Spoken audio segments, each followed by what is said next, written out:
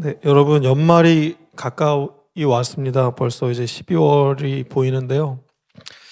오늘부터는 우리가 올 한 해 동안 요한복음 1년 동안 강해를 했잖아요. 이 강해를 마무리하기 위해서 지금까지 했던 것처럼 모든 본문을 구석구석 설교하기보다는 이제는 중요한 굵직한 사건들을 위주로 한 장에 한 번씩의 설교를 해서 올해 안에 요한복음 강해를 마치도록 하겠습니다. 지금 오늘 본문은 요한복음 몇 장이죠? 13장입니다. 그리고 지난주 본문은 몇 장이었죠? 12장이었어요. 지난주 혹시 설교 기억나세요? 당황스럽게도 아무도 기억을. 그렇죠. 추수감사주일이었고 또 우리에게 있는 향유옥합을 깨뜨려서 주님께 감사를 드리는 그러한 내용이 12장에 나왔습니다. 그래서 우리가 이제 설교를 시작하는 가운데 여러분들의 성경책이나 성경 앱을 보시고 12장 하반절 이야기들과 그리고 오늘 이야기할 13장 내용들을 함께 읽으시면서 따라오시면 훨씬 이해하기 쉬우실 것 같습니다. 그래서 성경 앱이나 성경책을 펴시고 키시고 함께 하나님의 말씀을 들읍시다. 그래서 Previous on 요한복음, 지난 이야기, 요한복음의 지난 이야기를 짧게 요약을 해드리겠습니다. 우리에게는 연말이 가까이 왔습니다만 본문에는 당시 6월절이 가까이 왔었습니다. 죽은 나사로가 살아나는 기적을 보여주셨고 또 마리아가 예수 그리스도의 발 앞에서 향유 옥합을 깨뜨려서 그 향기가 온 집안에 가득한 사건이 있었습니다. 그러나 대제사장들은 예수 그리스도와 그리고 증인이었던 나사로마저도 죽이려고 듭니다. 왜냐면요, 나사로 때문에 수많은 유대인들이 예수를 따르기 시작했기 때문이에요. 예수님을 믿고 이제는 자신의 기득권과 세력이 약화될까 봐 두려웠기 때문이에요. 그래서 예수님도 죽이려고 하고 나사로도 죽이려고 했습니다. 그러나 6월절이 가까이 왔기 때문에 예수님은 예루살렘으로 향하셨습니다. 6월절을 지키러 이스라엘 백성들은 많은 사람들이 예루살렘에 왔습니다. 그리고 예수님이 오신다는 소식도 듣고 종려나무가지를 흔들면서 예수님께서 왕으로 오셨던 것을 환영하고 축하합니다. 예수님은 겸손한 모습으로 어린 나귀를 타고 예루살렘에 드디어 입성하십니다. 그리고 오늘 본문이 시작됩니다. 오늘 본문을 함께 보겠습니다. 요한복음 13장 1절입니다. 6월절 바로 전입니다. 6월절 직전이에요. 전날인데요. 지난주일에 말씀드린 것처럼 6월절은 어떤 것을 의미할까요? 그렇죠. 6월절 어린 양. 그리고 6월절에 예수께서 십자가에 매달리셨습니다. 그렇죠. 출애굽을 의미하기도 하고요. 근데 예수님께서는 이 때를 느끼셨어요. 이거 폰트가 바뀌었네요. 잘 보이실지 모르겠지만 예수님께서 돌아갈 때가 있다는 것을 아시고 이제는 예루살렘에 이제 입성하신 것입니다. 근데 여기서 이제 우리가 중요하게 기억해야 할 문장은요, 마지막 문장인데요, 예수님께서는 세상에 있는 자기의 사람들을 사랑하시되 어떻게 사랑하셨다고요? 끝까지 사랑하셨습니다. 이 말을 꼭 기억하세요. 예수님은 세상에 남겨진 예수님의 제자들과 이스라엘 백성들 그리고 우리까지도, 지금 예수 믿는 우리까지도 어떻게 사랑하셨다고요? 끝까지 사랑하셨습니다. 그렇다면 어떻게 끝까지 사랑했는지를 우리가 계속 본문을 보도록 하겠습니다. 2절입니다. 저녁 식사를 하는 중이었습니다. 이게 여러분 잘 아시는 것처럼 그 마지막 만찬, 예수님께서 6월절 식사를 마지막으로 하셨던 마지막 만찬이에요. 식사를 하셨던 중이었어요. 가룟 유다에게 예수님을 배반할 생각을 갖게 했습니다. 그리고 또 다른 본문에 누가복음 본문을 보면은 누가 큰 사람인지를 두고 싸웁니다. 마지막 식사인지도 모르고 내가 더 높은 제자다, 아니다 내가 더 높은 제자다 하고 싸우는 제자들의 한심한 모습을 볼 수 있습니다. 예수님은 우리를 끝까지 사랑하기 위해서 자신의 목숨을 바칠 것을 굉장히 두려워도 하시고 또 걱정도 하시고 슬퍼하시는 것들이 나오는데 제자들은 내가 더 큰 제자다 라고 싸우고 있는 것입니다. 예수님의 마음은 어땠을까요? 되게 안타까우셨을 것 같습니다. 또 이제 배반할 생각을 갖게 했다고 했는데요. 여러분, 배반이 뭡니까? 잘 아시는 것처럼 배신하는 것, 배반하는 것, 이 단어들을 우리가 좀 살펴볼 필요가 있는데요. 배신과 배반은 조금 다릅니다. 배신은요, 신이 이제 믿을 신자잖아요. 그래서 믿음을 저버리는 것이 배신이고요. 배반은 믿음을 저버린 데다가 플러스해서 이제는 막 더 덤비고 공격까지 하는 거예요. 그러면 가룟 유다는 배신했나요? 배반했나요? 공격까지 했으니까, 팔아먹었으니까 배반한 것입니다. 그런데 오늘 본문의 마지막에 우리 말씀 봉독 때 읽었던 베드로는 예수님을 공격하지까지는 않았어요. 3번 부인을 하긴 했죠. 그래서 배신했습니다. 예수 그리스도는 이 가룟 유다의 배반과 그리고 베드로의 배신 사이에서 오늘 본문에 있었던 일들을 행하셨습니다. 예수님께서는 이 배반을 알고 계셨습니다. 요한복음 13장 21절을 보면은 이렇게 나옵니다. 예수님께서 이 말씀을 하신 뒤에 마음이 무척 괴로우셨습니다. 그래서 이렇게 증언하셨습니다.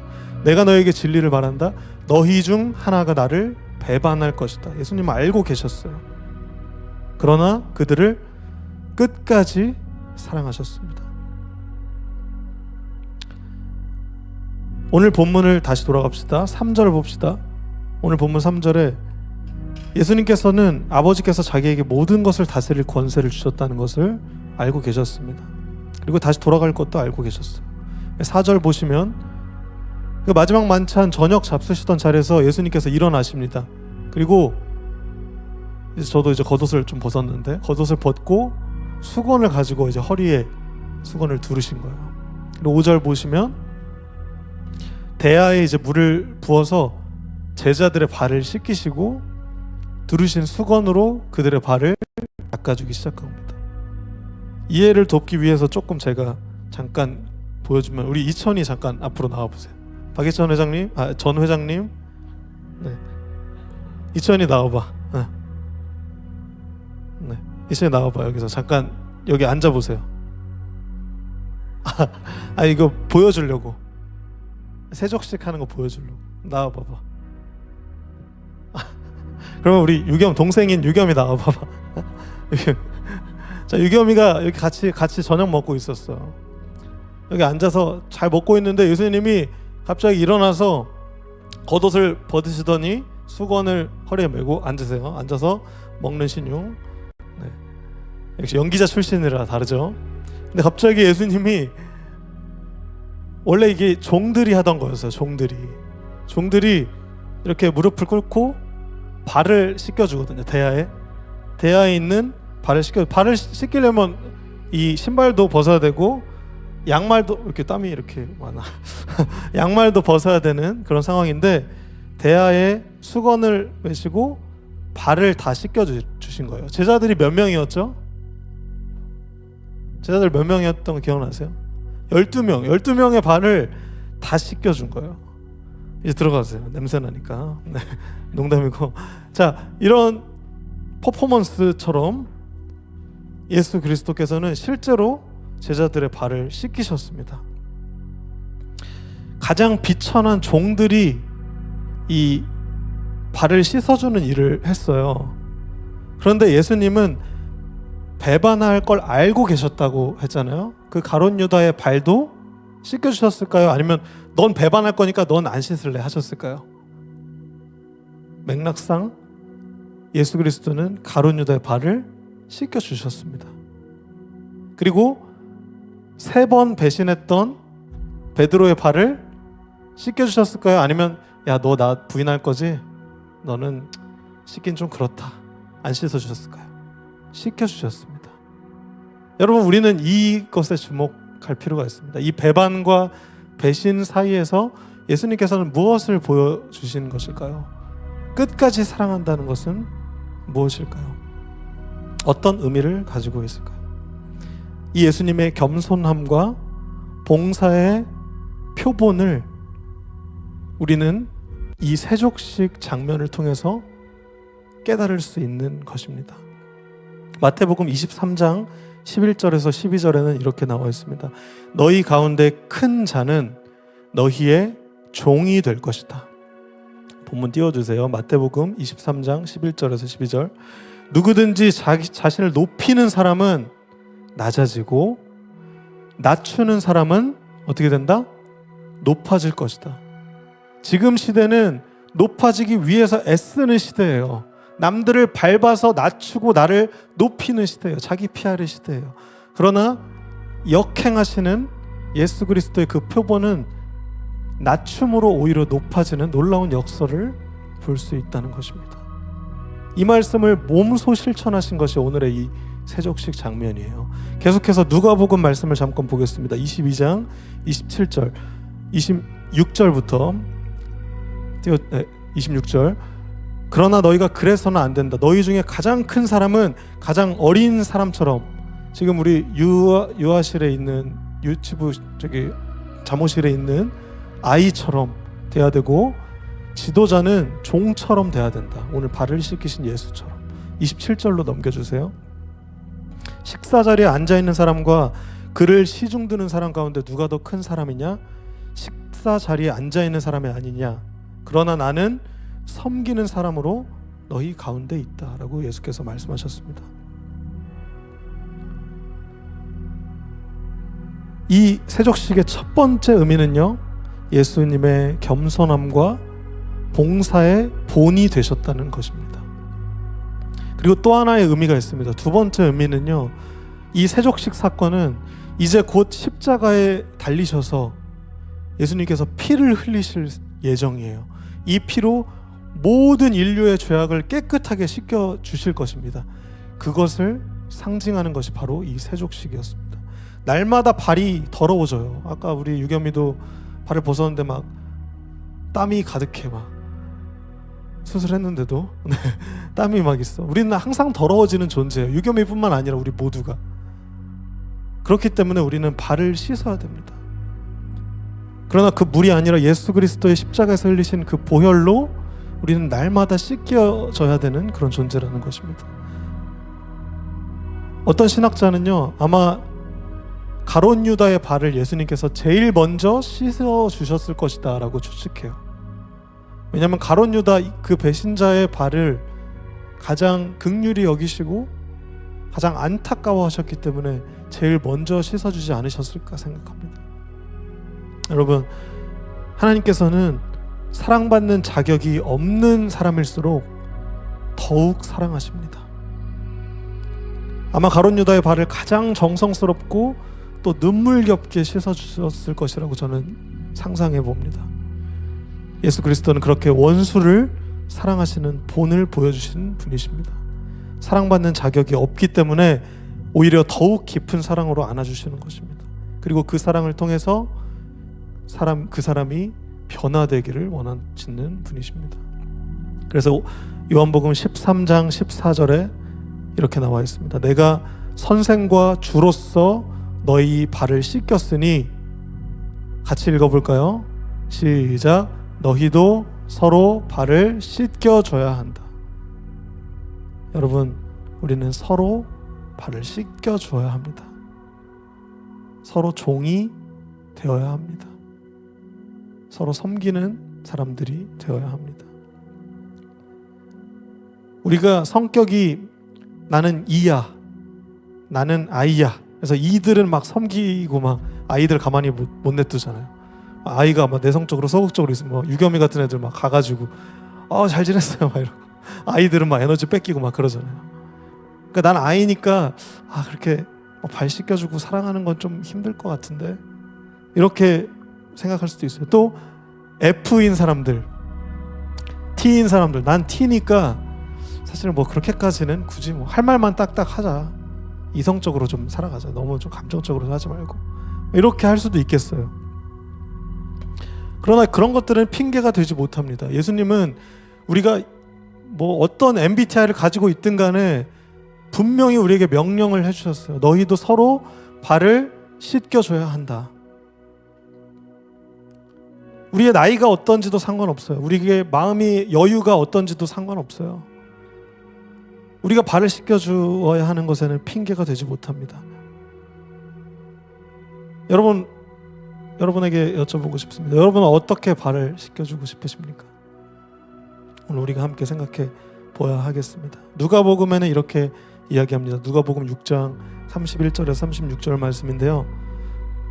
조금 졸리니까 우리 같이 큰 소리로 읽어봤으면 좋겠습니다. 31절부터 시작.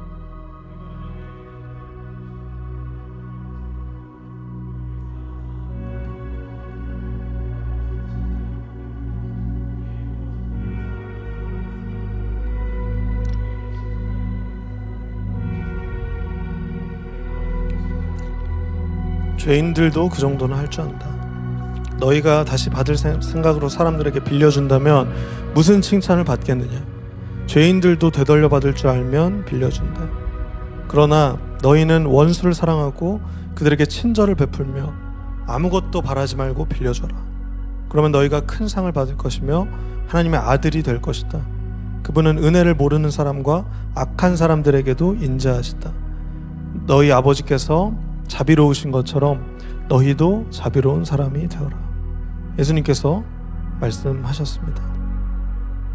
그리고 이렇게 발을 씻겨주신 다음에 예수님께서 오늘의 하이라이트인 새 계명을 우리에게 선포하십니다. 34절과 35절만 봅시다. 네, 오늘 본문입니다. 오늘 본문 요한복음 13장 34절 35절만 봅시다. 내가 너희에게 새 계명을 준다. 어떻게 해라? 서로 사랑하여라. 그런데 조건이 붙어요. 다시 고백합니다. 내가 너희를 사랑한 것 같이 너희도 서로 사랑하여라. 어떤 것 같이 사랑하라고요? 예수님께서 우리를 사랑해 주신 것처럼 우리가 서로 사랑하여라 라는 놀라운 새 계명을 허락하십니다. 그리고 35절에 보면 너희가 서로 사랑하면 모든 사람이 너희가 내 제자인 줄 알 것이다. 이렇게 나와 있습니다.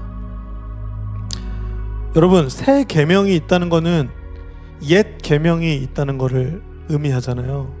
옛 계명이 뭡니까? 아시는 분? 옛 계명 10계명, 그렇죠. 구약에 10계명이 있어요.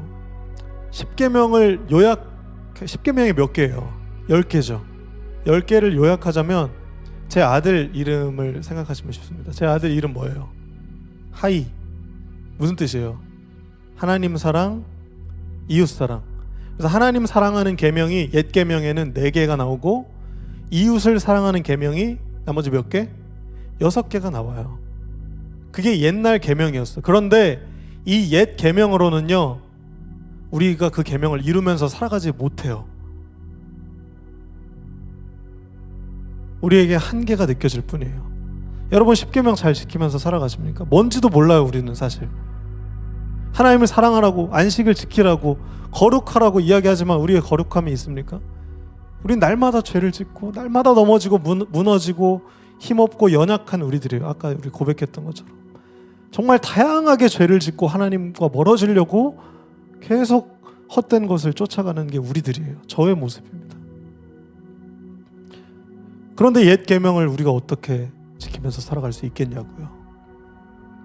이웃을 사랑하라고 하는데 교회인 이곳마저도, DY 안에서도 서로 싫어해요. 미워해요. 사랑하지 못하고 심지어 경멸하고 따돌리는 모습마저도 있어요. 서로를 무시하고 이해하려 들지 않고. 그런데 우리가 어떻게 이 옛 계명을 지키면서 살아갈 수 있겠냐고요. 그래서 예수님께서 오늘 이 배반과 배신 사이에서 새 계명을 선포해 주십니다. 여러분, 이 옛 계명과 새 계명을 오해하시면 안 되는 게, 그냥 시간적으로 옛날이니까 옛 계명이고 새로우니까 새 계명이라고 생각하시면 안 됩니다. 이 옛 계명과 새 계명은요, 시간적인 차원이 아니라 질적인 차원으로 새로워졌다는 것을 의미합니다. 이 계약이 갱신된 거예요. 이 계명이 새롭게 된 것이라는 것입니다. 이웃을 네 몸과 같이 사랑하라라고 이미 구약의 그 옛 계명에서 말씀해 주셨어요. 하나님 사랑하고 이웃 사랑하라고 옛 계명에서 이미 말씀해 주셨어요. 그런데 새 계명에는 새로운 조건이 하나 붙습니다. 바로 예수님 자신이 우리를 사랑해 주신 것 같이 너희도 서로 사랑하라 라는 조건이 새로 생겼습니다. 여러분, 예수님은 우리를 어떻게 사랑하셨습니까? 끝까지 사랑해 주셨어요. 끝은 무엇입니까? 십자가에 달려서 죽으시기까지 우리를 사랑해 주셨다는 것입니다. 그렇다면 우리는 어떻게 해야 됩니까? 예수님처럼 사랑하려면 우리를 죽여야 돼요. 우리를 십자가에 매달 수 있는 마음이 있어야 한다는 것입니다. 너무나 어렵게 느껴지십니까? 너무나 벅차게 느껴지십니까? 우리의 힘으로는 당연히 할 수 없습니다. 아니, 비슷하게조차도 못합니다. 내 자신을 죽인다는 것은 실제로 너무 어려운 일이에요. 우리는 기도해야 하고 하나님께 도움을 구해야 합니다. 하나님, 내 마음에 예수 그리스도께서 보이신 그 발을 씻기신 그 사랑이 없습니다. 나는 여전히 개인적이고 이기적이며 다른 사람을 사랑할 여유가 없습니다. 아니, 내 자신조차도 사랑하지 못할 때가 너무나 많이 있습니다. 그러나 하나님, 오늘 내가 이 말씀을 듣고 나는 이제는 예수 그리스도의 새 계명을 따라 살기를 간절히 소망합니다. 나는 예수께서 발을 씻기신 것처럼 십자가에 매달려 우리를 대신해서, 우리의 죄를 대신해서 죽으신 것처럼 타인에게 사랑하기를 간절히 소망합니다. 도와주세요. 나의 힘으로는 불가능합니다. 성령님, 내 마음 가운데 거해주세요. 나를 인도해주세요. 우리에게는 이러한 기도가 필요하다는 것입니다. 오늘의 말씀을 정리하고자 합니다.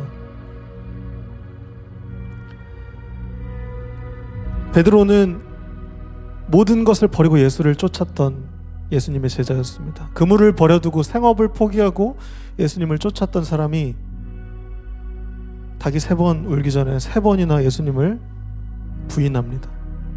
가룟 유다도 마찬가지였습니다. 제자들 중에 우리 제우 형제처럼 회계를 맡았어요. 돈 세는 일, 정말 중요한 책무를 하고 예수님 하시는 모든 표적들 다 보고 다 쫓아다녔던 정말 중요한 제자였어요. 그런데 그 제자가 은화 몇 냥에 예수님을 팔아먹습니다.